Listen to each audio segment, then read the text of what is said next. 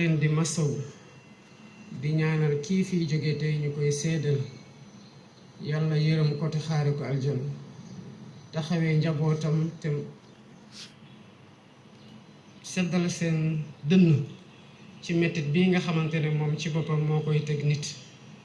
lii doon loo xam ne duñ ko miin saa yu ñëwee mel na lu bees la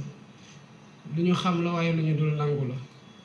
waaye dañ koy muñee ko yàlla delloo ko lépp kii fii jóge tey mu ngi nekk ci dëgg ñun ñoo nekk ci leneen ndax fii la lépp di mujje mu doon koo xamante ne bi taxawaay waree taxawu na Sénégal lu koy réew mi yëpp di njukkale bu doon rekk ngërëm gi ko réew mi amel kon xëy na fii mu tëdd tiin tey du fi tëdd ndax soxla woon nañ te taxawu woon na taxawaay goo xam ne taxawaay gu réew bi soxla la ñu nawee ko Sénégal waaye nawee ñu ko tamit bitim réew ñu ngi masaw njabootam di ko jaal di leen wax ne taxawaay gi nga xamante ne seen doom gi am na ko tey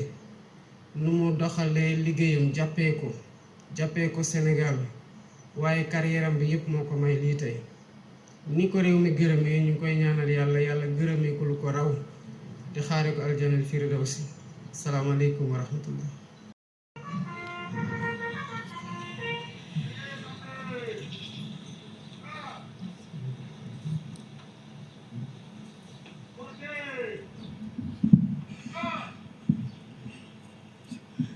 Monsieur le Président de l'Assemblée nationale, Mesdames, Messieurs les membres du gouvernement, Monsieur le médiateur de la République, Mesdames, Messieurs les membres du Conseil constitutionnel, Monsieur le Premier Président de la Cour suprême, Monsieur le Procureur général près la dite Cour, Monsieur le Premier Président de la Cour des comptes, Monsieur le Procureur général près la Cour des comptes, Mesdames, Messieurs les membres de la famille judiciaire, Mesdames,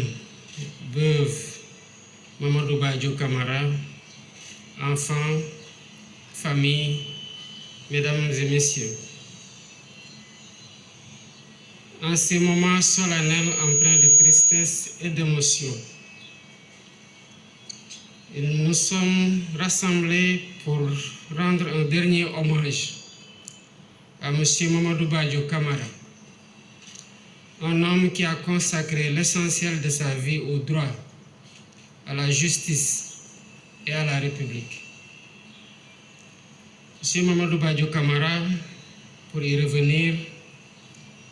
a vu le jour le 9 avril 1952 à Dakar, en qualité de juge suppléant dans le ressort de la Cour d'appel de Dakar. Il fut ensuite affecté en qualité de substitut du procureur de la République près le tribunal de première instance de Dakar. Il occupa successivement les fonctions de substitut du procureur de la République près le tribunal de Diourbel, de substitut du procureur spécial près la Cour de répression de l'enrichissement illicite, de procureur près le tribunal de Kaolack, puis de Ziguinchor, et de procureur de la République adjoint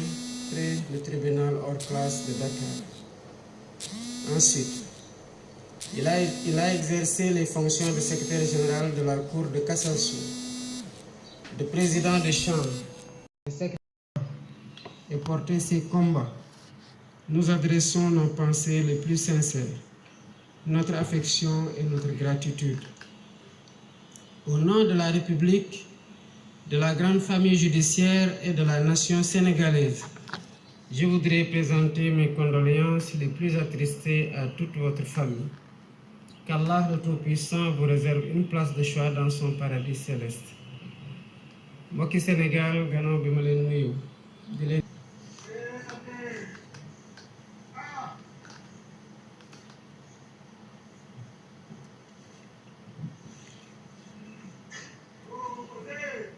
Merci beaucoup, Monsieur le Président de la République. Monsieur Serigne Moustapha Mbacké Lakram mu ngi lay ñaanal ñëw pour ñaanal Mamadou Badio Camara ginnaaw ñu cérémonie.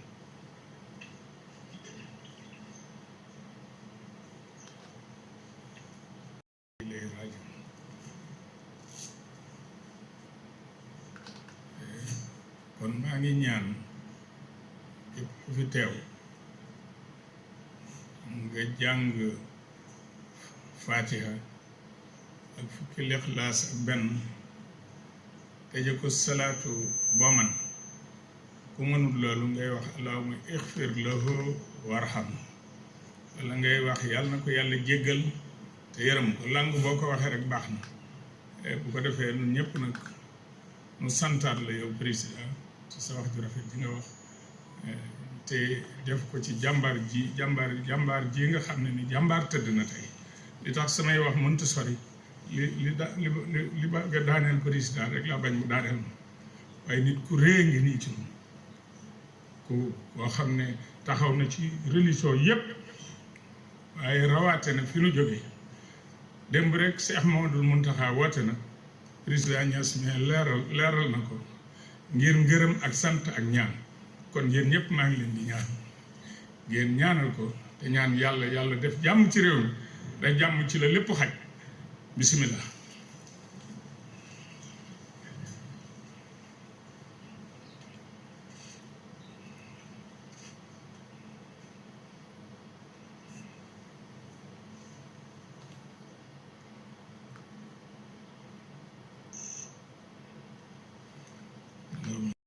wala taftina baax jërëjëf imam jërëjëf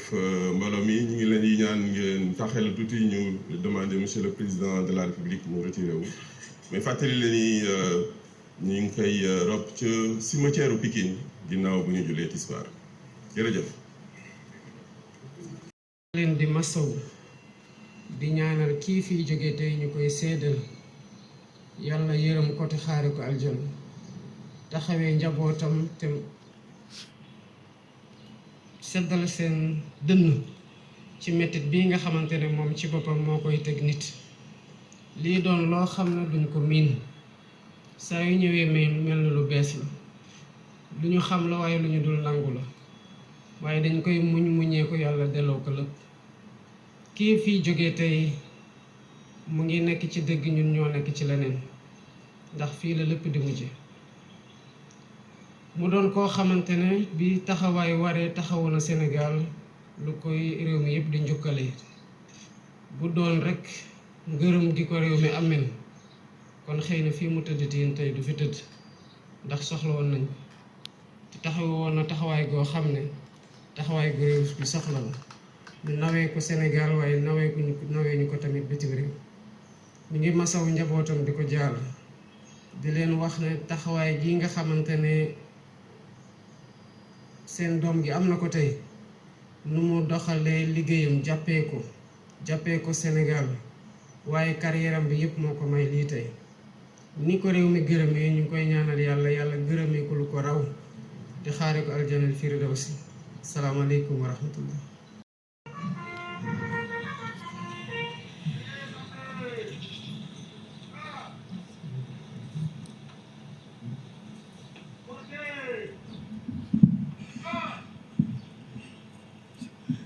Monsieur le Président de l'Assemblée nationale, Mesdames, Messieurs les membres du gouvernement, Monsieur le médiateur de la République, Mesdames, Messieurs les membres du Conseil constitutionnel, Monsieur le Premier Président de la Cour suprême, Monsieur le Procureur général près la dite Cour, Monsieur le Premier Président de la Cour des comptes, Monsieur le Procureur général près la Cour des comptes, Mesdames, Messieurs les membres de la famille judiciaire, Mesdames, veuves Mamadou Badio Camara, enfants, famille, Mesdames et Messieurs, en ces moments solennels empreints de tristesse et d'émotion, nous sommes rassemblés pour rendre un dernier hommage à M. Mamadou Badio Camara, un homme qui a consacré l'essentiel de sa vie au droit, à la justice et à la République. M. Mamadou Badio Camara, pour y revenir, a vu le jour le 9 avril 1952 à Dakar, en qualité de juge suppléant dans le ressort de la Cour d'appel de Dakar. Il fut ensuite affecté en qualité de substitut du procureur de la République près le tribunal de première instance de Dakar. Il occupa successivement les fonctions de substitut du procureur de la République près le tribunal de Diourbel, de substitut du procureur spécial près la Cour de répression de l'enrichissement illicite, de procureur près le tribunal de Kaolack, puis de Ziguinchor, et de procureur de la République adjoint près le tribunal hors classe de Dakar. Ensuite, il a exercé les fonctions de secrétaire général de la Cour de cassation, de président de chambre, de secrétaire et porté ses combats. Nous adressons nos pensées les plus sincères, notre affection et notre gratitude. Au nom de la République, de la grande famille judiciaire et de la nation sénégalaise, je voudrais présenter mes condoléances les plus attristées à toute votre famille. Qu'Allah le Tout-Puissant vous réserve une place de choix dans son paradis céleste. Mbokki Sénégal, gannaaw bi ma leen nuyu